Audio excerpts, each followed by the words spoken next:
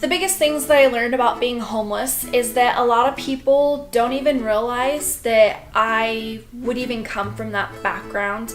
I feel like it's very important for me to actually shed light on those issues and to actually talk about them.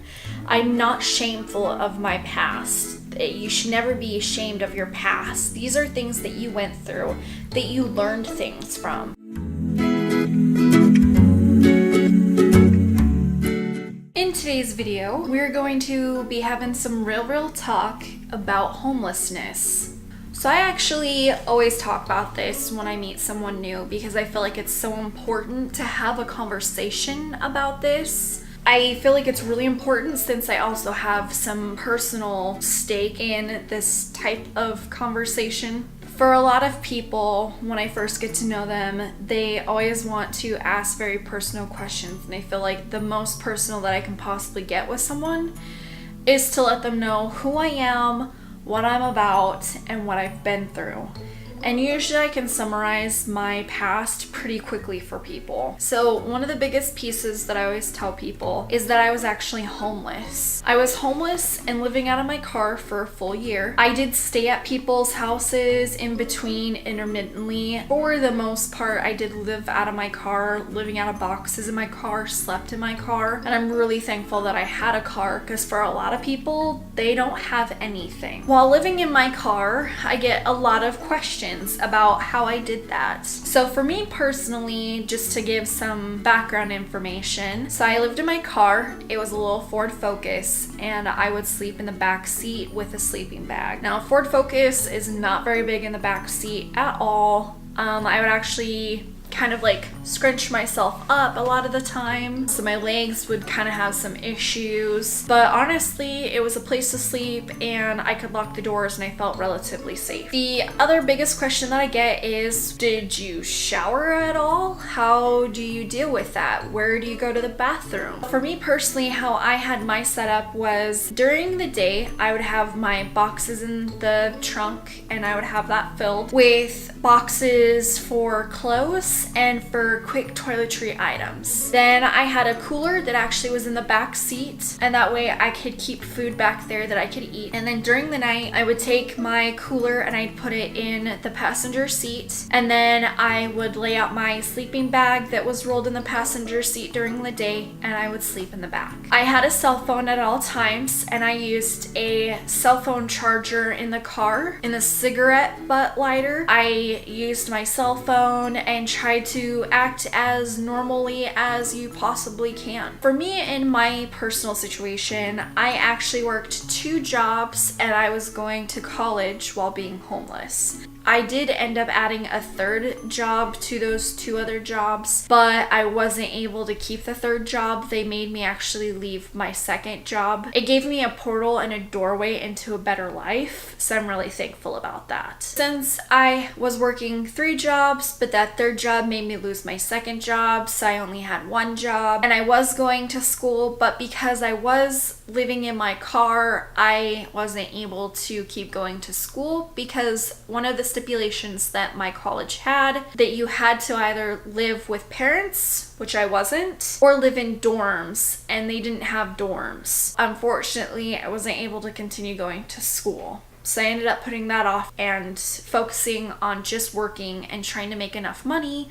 to eventually get my own place. But I lived in my car for a year, and I lived with some families, and I lived with some friends and their families, and finally I was able to actually get a hand up. So thankfully I was able to save up enough money to have a deposit and first month's rent down on a studio apartment. The apartment complex that I went to go get that apartment though, that studio apartment had just been rented out. What I actually ended up doing was renting out a 1-bedroom apartment with the girl that was going to rent the studio apartment, and we ended up splitting the rent. She eventually decided that she didn't want to stay at that apartment complex, so I was able to actually get that studio apartment by myself. So I stayed in that studio apartment for a couple months. I stayed there through Thanksgiving and Christmas. By February, I actually had been accepted to move into low-income housing. It took me about 4 months after I put in a application. I actually put in that application when I got that 3rd and then my single big job. I was kind of like hopping place to place, finally found a place that I could live, and then literally 4 months after living there, I jumped into my actual place that I lived in for a full year. So I finally had some stability. So some really good things that I learned about low-income housing is that low-income housing is a real godsend for a lot of people. I do understand that a lot of people think that people use it and abuse it, and I'm sure that that's true. But for me, in my case, it was amazing to have that opportunity. I did have to wait. In Idaho, they do have certain guidelines. You have to fill out an application and there is a waiting period. And for each low-income housing, there is a different waiting period. So for me to get a 1-bedroom apartment, it only took me 4 months. And honestly, that wasn't bad. Just by the time that I was finishing out moving, I actually couldn't afford that studio apartment anymore. So I was really thankful, and it was a real blessing to finally get the low-income housing. So with the low-income housing, that's really what started me on my journey to being able to get an even better paying job, and then actually being able to move out of low-income housing, completely get off of state assistance. I did have food stamps as well, and being able to actually become self-sufficient. Without those programs and without those things in place, I don't think I would have been able to make it on my own. Once I found my husband, which we actually met each other right as I was moving into that low-income housing, he ended up moving in with me, and that even lowered our rent even more. At first, I was really hesitant to let the apartment complex know that he was moving in with me, but I really wish I would have done it sooner because I didn't know that it would have just lowered our rent. It was totally fine. Now, those people that do work in those housing areas, they do understand where you're coming from, and they are really down to earth with you. The biggest thing that I learned about living with families and friends, families, and that sort of thing is that you never really truly feel welcome when you live with someone else and it's not your own place, even if you're doing your utmost to be the best house guest that you can possibly be, because you don't understand the expectations of you, or you don't really know what's acceptable in their family and their culture. It's really difficult to feel 100% comfortable living with someone else. The second thing that I learned that was a real issue was food. Whether you give them money to replace the food that you ate, or you give them money to buy more food because you ate their food, if they choose to say that you're allowed to live there and to not pay them anything, they just feel bad about you being in the situation that you're in, do try to go above and beyond, because honestly, it will never be enough to them. At the end of the day, you're living with them and you're a drain on their resources. The third issue that I came up against was I constantly felt like I was always being watched. Whenever I'd leave the house, I'd be asked, "Where are you going?" That was always a real issue. I'm a person where I really like my own personal space and I like to have my own privacy. And you really feel like, well, since you're living there, that you're an adult, that they will let you come and go as you please. And that's just not the case. You need to understand that. The biggest things that I learned about being homeless is that a lot of people don't even realize that I would even come from that background. I feel like it's very important for me to actually shed light on those issues and to actually talk about them. I'm not shameful of my past. You should never be ashamed of your past. These are things that you went through, that you learned things from. Honestly, the best things that I learned about being homeless was how to literally cook anything in a microwave. I can cook any type of meal in the microwave.